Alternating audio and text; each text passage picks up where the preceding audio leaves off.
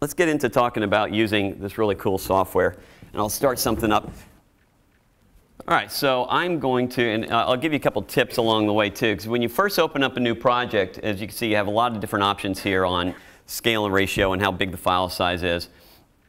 I never, ever, ever do it for NTSC or PAL, because you're exporting, the file size is too small to use in print. I always do either film or high def, so just a tip, just start with a higher resolution. Even though it's vector, the way it outputs, just start high def, because otherwise the files are unusable for production. But everything looks so cool and clean, and because it's vector, of course, you can scale any element in here, and nothing ever breaks down. All right, so when I get started, the first thing I like to do is I like to set up my layer. Just like in Photoshop, you know, you can have all your different layers here on what you're going to draw on. And although there's an automated process on this that I really like, there's actually a few things on here.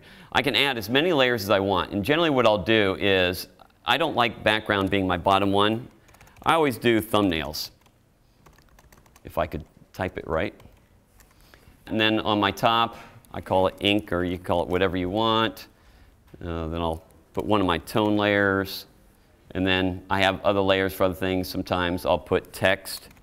So I always keep text on a separate layer. And once you figure out what kind of layers you want, then you can go under Layer and set layers as default. So every time now, when I go to make a new panel or a new scene, the same layers are there automatically. It's exactly what you want at any time. Another little trick, because right now, every time I make a new one, notice right now text is highlighted, but if I highlight ink, it goes back and text is the layer that's automatically highlighted when I go back. Because when I set as default, that's what was selected. Well, right now when I'm doing my first pass, I'm going to do thumbnails. How many of you in Photoshop often draw on the wrong layer and you go, oh crud, and you go back and have to copy it? But yeah, exactly. All right, so here's a quick little tip. So once you figure out what layer you're going to work on, you're going to do a rough pass and you do a clean pass, you might do a tone pass. Just highlight whatever layer you're on and just resave it as the default. Now, whenever I make a new scene, I'm always working on thumbnails. Default, okay? But here's another really cool thing about this software. I'm already off of my list, so this is not the last time you'll hear me say that.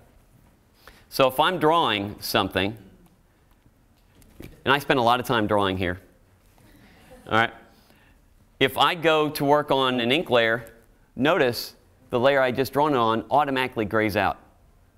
You know if you're on the layer that you should be drawing on, as long as you have this little light bulb over here turned on and off.